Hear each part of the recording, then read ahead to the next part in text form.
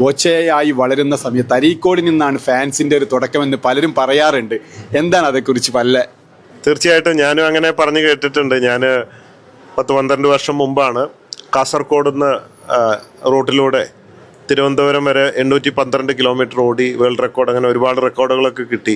പക്ഷേ അതിലും വലിയ അംഗീകാരം അരീക്കോട് നിന്നാണ് ഒരു പറ്റം ചെറുപ്പക്കാർ, മറഡോണ ഫാൻസ്, നമ്മുടെ ബോച്ചെ ഫാൻസ് ലേക്ക് വരാനും അങ്ങനെ രൂപീകരിക്കാനും പിന്നീട് വയനാട് അങ്ങനെ പല ഭാഗത്തിലേക്ക് അത് സ്പ്രെഡായി.